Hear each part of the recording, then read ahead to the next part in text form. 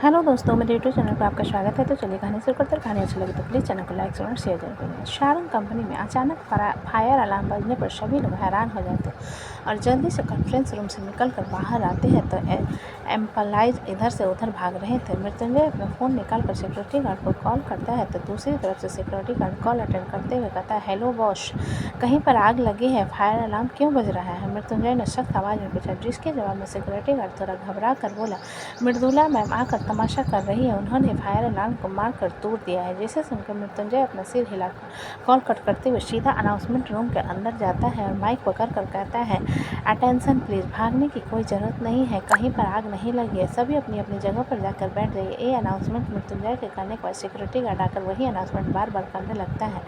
Mrityunjay announcement room से बाहर निकल गुस्से में सीधा फायर अलार्म की तरफ चला जाता है। तो देखते हैं वहाँ पर मृदुला अपने हाथ में हथौड़ी पकड़े खड़ी हुई थी। मृदुला को देखकर मृत्युंजय अपने दांत पीसते हुए, what your fucking problem Mridula Mrityunjay के बाद अपने दांत पीसते हुए, यही सवाल मैं तुमसे पूछना चाहती हूँ मृत्युंजय सागर, हमारी कंपनी के शेयर्स गिराकर तुम हासिल क्या करना चाहते हो? What nonsense are you saying? मैं तुम्हारी कंपनी के शेयर क्यों गिराऊंगा?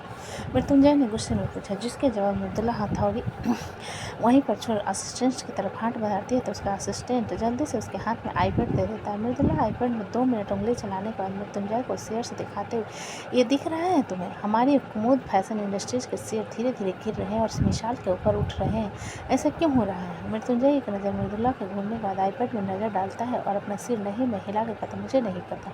What do you mean you don't know? तुम मिसाल के हेड हो तो तुम्हें पता नहीं रहेगा तो किसे रहेगा, इसलिए भोला बनना बंद करो। मृदुला ने मृत्युंजय को घूरते, जिसे सुनकर मृत्युंजय कुछ कहता उससे पहले शोभित मृदुला से बोला, ये बिजनेस है, अगर तुम बिजनेस के द्वारा कंप्लीट नहीं कर सकती तो बिजनेस करना छोड़ दो, लेकिन इस तरीके से हमारे ऑफिस में आकर तमाशा मत करो। शोभित की बात सुनकर मृदुला उसे घूरते हुए बोली, मिस्टर शोभित सारंग, ये तुम्हारे और मेरे नहीं मृत्युंजय सारंग के बीच की बात है, इसलिए तुम बीच में बोलने की कोशिश बिल्कुल मत करो। मृत्युंजय मृदुला की बात पर उसके बाजू को पकड़ उसे दूर करते हुए सेक्रेटरी से बोला, इसे उठाकर बाहर फेंको। मृदुला मृत्युंजय के गाल पर एक थप्पड़ रसीद देती है तो एक पल के लिए वहाँ पर बिल्कुल शांति फैल जाती है। मृदुला जो कि गुस्से में मृत्युंजय पर हाथ उठा चुकी थी, अब उसे डर लग रहा था कि वहीं मृत्युंजय अपने जबड़े को मूव करते हुए अपनी मुट्ठी मजबूती से बंद कर सिक्योरिटी गार्ड से बोला, इसे यहाँ से लेकर जाओ। मृदुला मृत्युंजय को नॉर्मल देखकर गुस्से से बोली, तुम्हें जवाब देना होगा मृत्युंजय सारंग। मृत्युंजय मृदुला की आंखों में आंखें डालकर बोला, ऑफकोर्स मृदुला चक्रवर्ती, तुम्हें ऐसा जवाब दूंगा कि तुम मरते दम तक नहीं भूल पाओगे। इतना कहकर मृत्युंजय अपने केबिन की तरफ चला जाता है। वहीं सिक्योरिटी गार्ड मृदुला को वहाँ से इज्जत के साथ बाहर रवाना कर देता है। सुधांशु जो कि सब कुछ खड़ा देख रहा और सुन रहा था, मृत्युंजय के साथ उसे केबिन में आता है तो देखता है मृत्युंजय गुस्से से पागल हो चुका था और केबिन के सामान को तोड़ रहा था, जिसे देखकर मृत्युंजय सुधांशु की तरफ अपने कदम बढ़ाकर, जीजू। मृत्युंजय उसके पैर के पास फ्लावर वास फेंक कर गुस्से से बोला, जाओ यहाँ से सुधांशु, मैं बात करने के लिए मूड में नहीं हूँ। सुधांशु जो कि मृत्युंजय के पैर के पास फ्लावर वास को फेंकने के कारण रुक गया था, वो भी थोड़े गुस्से में मृत्युंजय से बोला, आप उस पागल औरत के कारण आप खुद को हाइपर क्यों कर रहे हैं? क्या आपसे गुस्सा कंट्रोल नहीं होता? मृत्युंजय सुधांशु की बात उसके सामने खड़े गुस्से में बोला, how dare that witch slap me, मैं उसे जान से मार दूंगा, उसे बर्बाद कर दूंगा मैं। सुधांशु मृत्युंजय को गुस्से को देखते हुए शांत लगे, इज्जतदार परिवार के लोग इस तरीके से एक औरत को गाली नहीं देते। उसने मुझे थप्पड़ मारा सुधांशु, तुझे समझ आ रहा है? उसने मृत्युंजय सारंग को थप्पड़ मारा, मैं उसे इतनी आसानी से नहीं छोड़ूंगा, उसे नाक रगड़ कर माफ़ी मांगने पर मजबूर कर दूंगा मैं। मृत्युंजय ने गुस्से में चीखते हुए कहा, जिसे देखकर सुधांशु मृत्युंजय के कंधों को अपने दोनों हाथों से पकड़कर उसे शांत करवाते हुए शांत हो गई। गहरी सांस लेकर छोड़िए। मृत्युंजय सुधांशु को देखते हुए गहरी सांस लेकर छोड़ने लगता है और कुछ मिनट यही सिलसिला जारी रहने के बाद मृत्युंजय सुधांशु के हाथ को अपने कंधों से हटाते हुए जाकर सोफे पर बैठ जाता है और मृत्युंजय के सोफे पर जाकर बैठने पर सुधांशु एक गिलास पानी लाकर उसकी तरफ बढ़ाकर बोला, पानी पीजिए और खुद को शांत कीजिए। मृत्युंजय सुधांशु के हाथ से पानी लेकर उसे पी जाता है और सुधांशु को देखते हुए कहता है, लेकिन मैं उसे छोड़ूंगा नहीं। सुधांशु मृत्युंजय की बात अपना सिर हिला उसके लैपटॉप को लाकर उसके बगल में बैठते हुए बोले, मुझे पता है कि आप अपने पावर के जरिए एक रात में उन्हें बैंक रपट करवा सकते हैं, लेकिन मज़ा नहीं आएगा, कुछ नया करते हैं। मृत्युंजय अपनी टाई की नोट ढीली करते हुए सुधांशु की तरफ देखकर बोला, मतलब? सुधांशु अपनी उंगलियां लैपटॉप पर चलाते हुए मृत्युंजय की तरफ देख तिरछी मुस्कान के साथ बोले, जीजू आपका साला सिर्फ बातों का शेर नहीं है, उसमें इतना टैलेंट है कि वो धीरे धीरे उनकी कंपनी का शेयर्स गिरा सकता है। मृत्युंजय सुधांशु की मुस्कान को देखकर अपना सिर नहीं में हिलाकर बोला, इन सब से तुम नज़र में आ जाओगे। बेहतर होगा कि अब बिजनेस पर आ गई है तो बिजनेस से ही कंप्लीट किया जाए।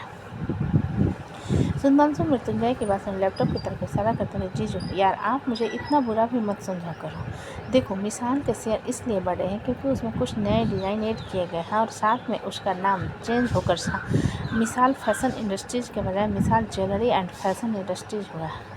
मृत्युंजय सुधांशु की बात पर स्क्रीन को देखते हुए थोड़ा हैरान हो गया। बोला, मुझे इस बारे में कैसे नहीं पता, क्योंकि पूरी मिसाल आपके खाते में नहीं है। 25% सारंग के हैं, 25% मित्तल के पास है और 25% लूथरा के पास है, 25% अवस्थी यानी कि मेरे कॉल्ड चाचू के पास है, जिससे अब फलक दीदी संभाल रही है और आपके गैर मौजूदगी में आपका प्यार बहनोई चेयर संभाल सकता है। सुधांशु ने स्क्रीन को दिखाते हुए कहा, जिसे बारीकी से समझने के बाद मृत्युंजय अपनी मुट्ठी मजबूती से बंद कर, लेकिन मैं इस मृदुला को छोड़ूंगा नहीं। एक फैशन कंपनी के सारे शेयर तब गिर जाते हैं जब उसके कपड़े अच्छे नहीं आते, like old fashion designing, fabric and quality, बेहतर रंग और साइज न मिलना। तो मिसाल को और ऊपर लाने के लिए एक रास्ता है, आपकी कंपनी के कपड़ों के सेल नीचे गिरा दो। सुधांशु ने मृत्युंजय की बात सुनकर कहा, जिसे सुनकर मृत्युंजय सुधांशु बोलते हुए, तुम कहना चाहते हो कि कुछ महीनों में सेल्स गिराकर मुकुंद का धंधा चौपट कर दो, उसके बाद जस्ट 10% एक्स्ट्रा लगाकर मैं वेरिएबल एंड फिक्स्ड कॉस्ट दोनों को बढ़ा लो। सुधांशु मृत्युंजय को भड़कता हुआ देख, जीजू यार बिजनेस ऐसे ही चलता है, हमें सामने वालों को निजी ज़रूरत और उसके एडिक्शन को अपना प्रॉफिट बनाना होता है। मृत्युंजय सुधांशु की बात पर अपना सिर हिलाकर बोला, एक काम करते हैं, मैं बिजनेस से संन्यास ले लेता हूँ और तुम मेरी कुर्सी पर बैठ जाओ। सुधांशु मृत्युंजय की बात पर अपना सिर नहीं में हिलाकर, ये सब मेरा ज्ञान नहीं है, ये सब आपका ही ज्ञान है जो आप जवान के दिन में दिया करते थे आर्टिकल इंटरव्यू में। मृत्युंजय घूर कर सुधांशु की तरफ देखने के बाद बोला, मुझे जो करना है मैं कर लूँगा, तुम निकलो यहाँ से। जिसे सुनकर सुधांशु मुँह बना था, मेरा जीजू बहुत बड़ा सेल्फिश आदमी, खैर जब भी जरूर बुला लेना, मैं तो हमेशा हाजिर हूँ आपके लिए। इतना कहकर सुधांशु जाने लगा। जिसे देख मृत्युंजय बोला, तुम कहाँ जा रहे हो? सुधांशु सिर घुमाकर मृत्युंजय की तरफ देख कर बोला, कहाँ जा रहा हूँ? घर जा रहा हूँ, मैं प्रेजेंटेशन दे दी, बाकी डिपेंड आप पर है कि आप क्या करना चाहते हो। जिसे सुनकर मृत्युंजय चेकबुक पर अमाउंट डाल सिग्नेचर करके सुधांशु की तरफ बढ़ाकर बोला, अपनी तरफ से तुम्हें उधार दे रहा हूँ, प्रॉफिट होगा तो ब्याज के साथ वापस करना।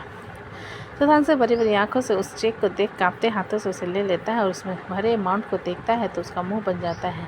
मृत्युंजय सुधांशु का मुंह पर बनता हुआ देख आंखें छोटी करके बोला, 10,000 मायने रखते हैं, ठीक है? जिसे सुनकर सुधांशु से चेक को मृत्युंजय के हाथ में रखते हुए, मेरी तरफ से मेरे भांजे के लिए कुछ अच्छा सा खरीद कर ले जाना, नहीं चाहिए मुझे, इमोशंस का मजाक उड़ाते हो यार। इतना कहकर सुधांशु मुंह बनाते वहाँ से जाने लगता है तो मृत्युंजय उसके हाथ में दूसरा चेक रख कर कहता है, अब बीवी की तरह नाराज होना बंद करो, तुम्हें ज़रूरत थी ना। मृत्युंजय की बात पर सुधांशु चेक की तरफ देखता है तो उसकी आंखें चमक जाती है और वो मृत्युंजय को कसकर गले लगाते हुए कहता है, थैंक यू जीजी, आप दुनिया के बेस्ट जीजू हैं, लव यू यार। इतना कहकर सुधांशु मृत्युंजय के गाल पर पप्पी ले लेता है तो मृत्युंजय बुरा सा मुँह बनाकर उसे खुद से दूर धकेलते हुए कहता है, बीपलों की संगति में आकर तुम्हें उसकी लत लग गई है। सुधांशु चेक की तरफ देखकर मुस्कुराते हुए अमाउंट गिनने के बाद मृत्युंजय से बोला, आपको सूद समझ वापस करूँगा। मृत्युंजय अपना सिर हिलाकर बोले, यकीन है कि हम साथ में राइवल बनेंगे मेरे प्यारे शाले। मृत्युंजय के बाद पर सुधांशु अपना सिर नहीं में हिलाकर, आपकी पोजीशन में पहुंचने के लिए मुझे काफ़ी साल लग जाएंगे, लेकिन कोशिश ज़रूर करूंगा। मृत्युंजय सुधांशु के बाद पर अपना सिर हिलाते बोला, क्यों नहीं, वैसे आपने जो कॉन्फ्रेंस रूम में कहा था क्या वो सच है? मैं फिर से मामू बनने वाला हूँ? सुधांशु ने अचानक याद करते हुए पूछा, जिसके जवाब में मृत्युंजय अपना सिर हिलाकर वो हिला देता है तो सुधांशु मुँह बनाते हुए, कंट्रोल नहीं होता ना आपसे। मृत्युंजय सुधांशु की तरफ घूर कर देखते हुए बोला, तुम बदला लेना चाहते हो मुझसे? सुधांशु मृत्युंजय की बात पर कन्फ्यूजन होकर बोला, किस बात का बदला? मृत्युंजय सुधांशु को उंगली दिखाते हुए, ध्रुवी से दूर रहना, गर्लफ्रेंड तक सीमित रखो।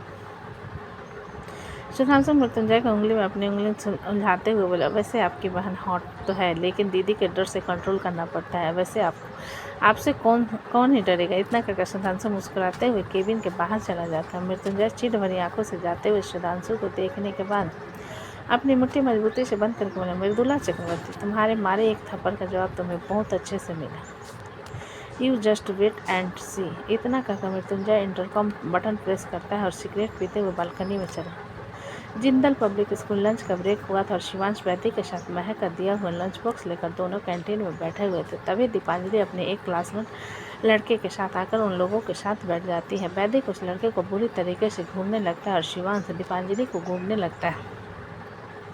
दीपांजलि लंच बॉक्स खोलती है तो उसके अंदर आलू के पराठे थे, जिसे देखो शिवांश का लंच बॉक्स लेकर एक आलू का पराठा उसे दे देने के बाद उसके लंच बॉक्स से पूरी लेते हुए बोली, शिव मैं बुआ का बनाया हुआ पूरी ले रही हूँ। वैदिक दीपांजलि की बात सुन अपने टिफिन से एक पूरी उठाकर उसके टिफिन में डालते हुए बोला, मेरे पास एक्स्ट्रा है। दीपांजलि वैद्य की बात सुन छोटा सा मुंह बनाकर बोली, मम्मी ने सिर्फ 2 आलू के पराठे दिए, एक मैंने शिव को दे दिया, तुम दोनों बांटकर खा लो, मैं अपना नहीं दूंगी। वैदिक दीपांजलि की बात सुन शिवांश की तरफ देखते हुए, आधा मुझे दो। शिवांश आलू के पराठे को बांट आधा वैद्य को देते हुए बोला, लेकिन मुझे जहाँ तक पता है तुम्हें तो आलू के पराठे नहीं पसंद ना।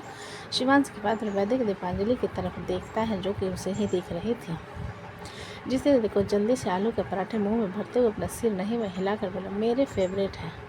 दीपांजलि वैदिक के बाद में मुस्कुराते हुए अपने बगल में बैठे लड़के की तरफ इशारा करके बोली, इसका नाम जितेश है, बट मैं इससे प्यार से जीतू कहती हूँ, मेरा क्लासमेट है।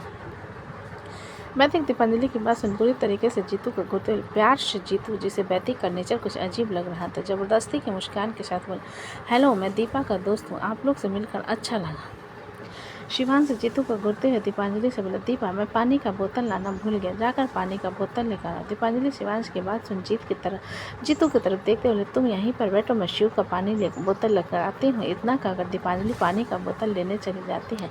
दीपांजलि को आखिरी तक जाता हुआ देखने के बाद शिवांश जीतू की तरफ देखते हुए बोले, जीतू यही नाम है ना तुम्हारा, तो सुनो दीपा मेरी बेस्ट फ्रेंड है और सबसे ज़रूरी बात, हम किसी भी लड़के दोस्त को उसके साथ बर्दाश्त नहीं कर सकते, इसलिए क्लासमेट तक सीमित रहो, ज़्यादा क्लोजी होने की कोशिश मत करो। जीतू शिवांश की बात सुनकर घबराई हुई नज़र से उसकी तरफ देखने लगता है तो वैदिक जीतू को घूरते हुए कहता है, सुन अचानक अलाउद्दीन के चिराग की तरफ पैदा हुए जीन क्लासमेट तक भी सीमित रहने की जरूरत नहीं है, दीपांजलि से बात भी मत करना, समझा।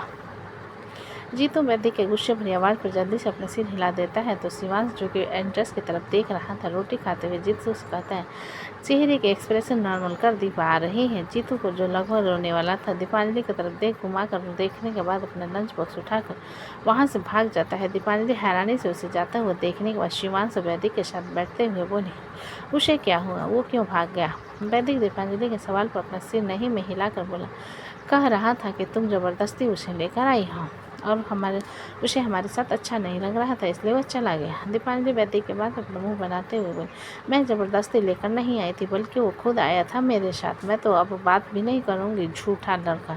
इतना कहकर दीपांजलि मुंह बनाते हुए अपना लंच करने लगती है। शिवांश और वैदिक एक दूसरे को देख कर मुस्कुरा देते हैं और दीपांजलि के साथ शेयर करके अपना लंच करने लगते हैं।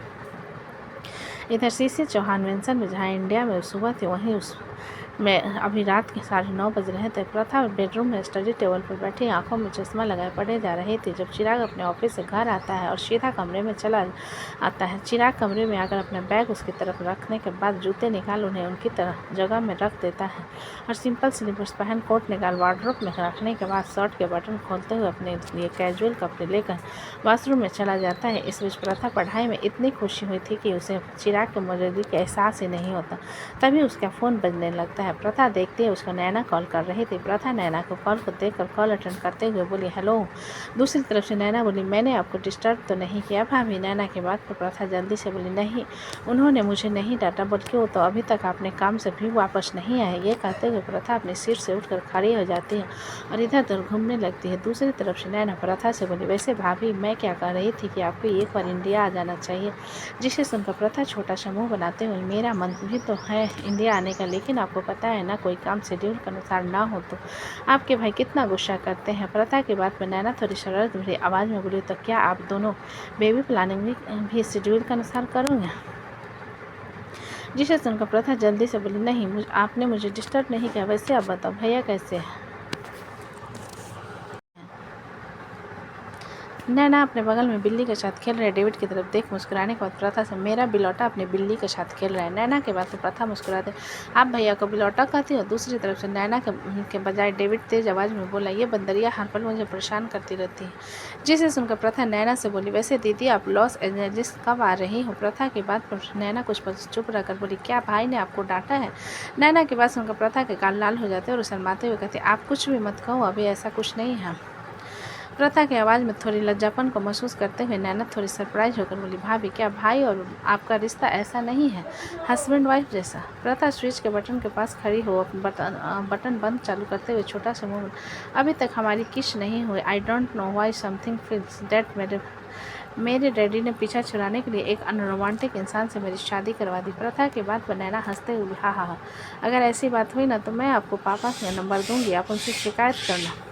प्रथा नैना की बात पर जल्दी से बोली, मुझे नंबर चाहिए, मुझे भी उनसे बात करनी है। तभी बाथरूम का दरवाज़ा खुलता और चिराग बाथरूम में बाहर आ प्रथा के हाथ को पकड़कर उसे दीवार से चिपका देता है। अचानक किसी के ऐसा करने पर प्रथा डर से चीखने लगती है तो चिराग उसके होठों पर उंगली रख उसकी आंखों में देखते हुए कहते हैं, वाई आर यू बोरिंग मी? चिराग के अंदर से आते हुए फ्रेंच शैम्पू की खुशबू और चिराग की उंगलियों से आते हुए हल्के सिगरेट के स्मेल प्रथा के दिल के धड़कनों को बढ़ा रहे। वहीं प्रथा को अपनी बात का जवाब न देता हुआ देख चिराग फिर से बोला, प्रथा देशमुख, तुम मुझे परेशान क्यों कर रही हो? प्रथा चिराग की सख्त आवाज़ को सुनकर कहने की कोशिश करते हुए बोली, मैं कहाँ कर रही हूँ? Oh really, so you think I am lying? Chirag ने प्रथा के हाथ पर अपनी पकड़ मजबूत करते हुए पूछा। प्रथा जिसके दूसरे हाथ में अभी भी फ़ोन था जिसे उसने डर में सीने से चिपका रखा था। लाइन पर नैना बोली, अब भाभी को डराना बंद करो भाई।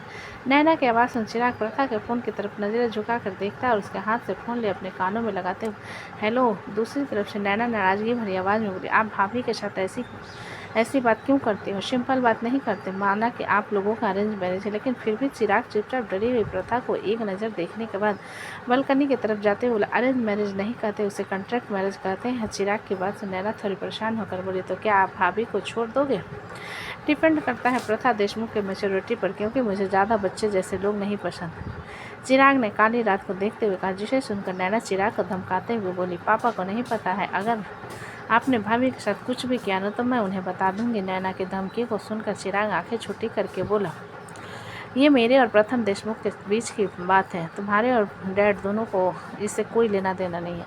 चिराग की बात पर नैना गहरी सांस भर कर बोली, देशमुख अंकल ने आपकी शादी उनके साथ इसलिए की क्योंकि उन्हें आप पर ट्रस्ट है कि आप उनकी बेटी को कभी तकलीफ नहीं दोगे, तो मैं कोई तकलीफ तो दे भी तो नहीं रहा, उल्टा उस पर इन्वेस्ट कर रहा हूँ, चिराग ने उखड़े हुए स्वर में कहा।